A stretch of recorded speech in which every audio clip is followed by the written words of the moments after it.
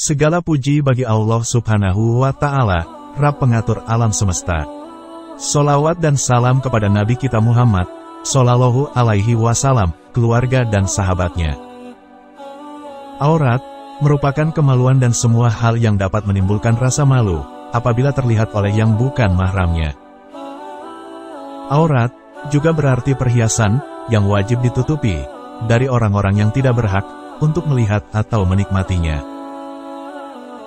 Rasulullah Shallallahu Alaihi Wasallam pernah bersabda, wanita itu adalah aurat.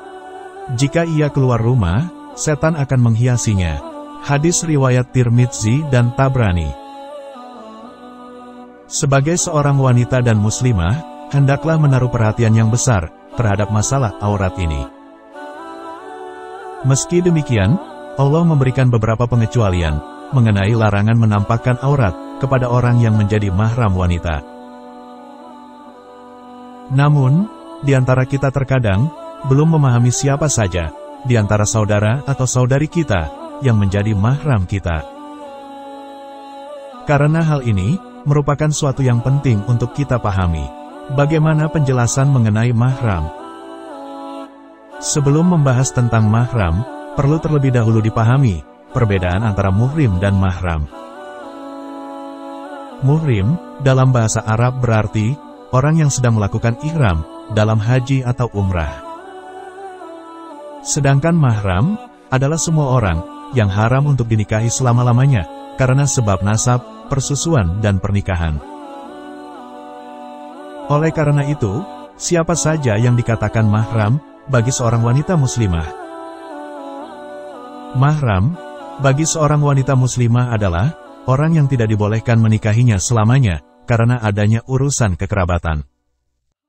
Hal ini dijelaskan oleh Allah Subhanahu wa Ta'ala dalam surat An-Nur ayat 31. Dan janganlah mereka menampakkan perhiasan mereka kecuali kepada suami mereka atau ayah mereka atau ayah suami mereka atau putra-putra mereka atau putra-putra suami mereka atau saudara-saudara mereka atau putra-putra saudara laki-laki mereka atau putra-putra saudara perempuan mereka atau wanita-wanita Islam atau budak-budak yang mereka miliki atau para pelayan laki-laki yang tidak memiliki keinginan terhadap wanita atau anak-anak yang belum mengerti tentang aurat wanita.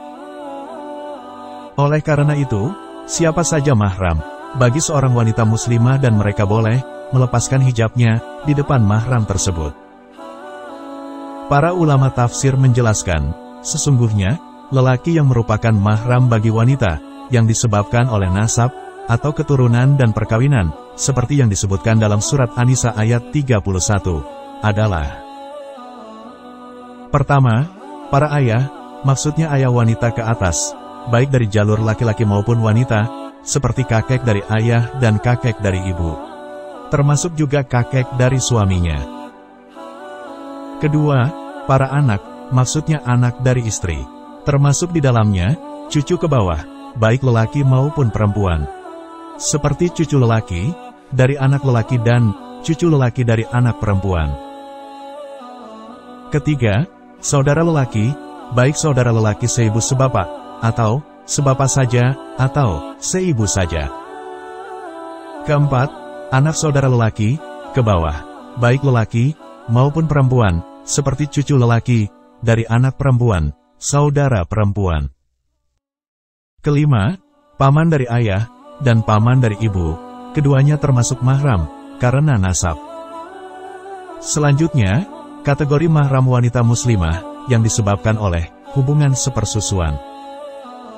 Berdasarkan firman Allah Ta'ala dalam Al-Quran pada surat An-Nisa ayat 23 tentang wanita-wanita yang haram dinikahi. Allah mengatakan, juga ibu-ibu yang menyusui kalian, serta saudara-saudara kalian dari persusuan. Dalil selanjutnya, dari Abdullah ibnu Abbas, ia berkata, Rasulullah Shallallahu Alaihi Wasallam bersabda, diharamkan dari persusuan, apa-apa yang diharamkan dari nasab. Dari Aisyah radhiyallahu anhuma, ia berkata, sesungguhnya Aflah saudara laki-laki Abi Qais, meminta izin untuk menemuiku. Setelah turun ayat hijab, maka saya berkata, demi Allah, saya tidak akan memberi izin kepadamu, sebelum saya minta izin kepada Rasulullah, karena yang menyusuiku bukan saudara Abi Qais, akan tetapi, yang menyusuiku adalah istri Abi Qais. Maka tatkala Rasulullah datang, saya berkata, wahai Rasulullah, sesungguhnya lelaki tersebut bukanlah yang menyusuiku, akan tetapi, yang menyusuiku adalah istrinya. Maka Rasulullah bersabda, izinkan baginya, karena dia adalah pamanmu. Siapakah mahram wanita yang disebabkan persusuan? Berdasarkan ayat dan hadits yang telah dijelaskan, maka kita ketahui bahwa mahram dari sebab persusuan, seperti mahram dari nasab, yaitu pertama, bapak persusuan, suami ibu susu, termasuk mahram, juga kakek persusuan, yaitu bapak dari bapak, atau ibu persusuan, juga bapak-bapak mereka ke atas. Kedua, anak laki-laki dari ibu susu, termasuk anak susu, adalah cucu dari anak susu, baik laki-laki maupun perempuan. Juga anak keturunan mereka. Ketiga, saudara laki-laki sepersusuan, baik dia saudara susu kandung, sebapak, maupun cuma seibu. Keempat, keponakan persusuan, anak saudara persusuan, baik anak saudara, persusuan laki-laki maupun perempuan, juga keturunan mereka. Kelima, paman persusuan, saudara laki-laki bapak, atau ibu susu. Sedangkan, mahram bagi wanita muslimah, karena disebabkan oleh hubungan pernikahan. Hubungan mahram, yang berasal dari pernikahan ini, disebutkan oleh Allah Ta'ala dalam firman-Nya, yang artinya, dan janganlah mereka menampakkan perhiasan mereka, kecuali kepada suami mereka, atau ayah mereka, atau ayah suami mereka, atau putra-putra mereka, atau putra-putra suami mereka. Quran, Surat An-Nur, ayat 31. Berdasarkan penjelasan ayat sebelumnya, maka dapat diketahui bahwa orang-orang yang menjadi mahram wanita muslimah, karena disebabkan oleh hubungan pernikahan adalah pertama, ayah mertua, ayah suami, mencakup ayah suami, atau bapak dari ayah dan ibu suami, juga bapak-bapak mereka ke atas. Kedua, anak tiri, anak suami dari istri lain, termasuk anak tiri adalah cucu tiri baik cucu dari anak tiri laki-laki, maupun perempuan, begitu juga keturunan mereka. Ketiga, ayah tiri, suami ibu tapi bukan bapak kandungnya. Haramnya pernikahan dengan ayah tiri ini, berlaku ketika ibunya telah jima dengan ayah tirinya sebelum bercerai. Namun, jika belum terjadi jima, maka diperbolehkan. Keempat, menantu laki-laki, suami putri kandung, dan kemahraman ini terjadi sekedar putrinya, diakadkan kepada suaminya.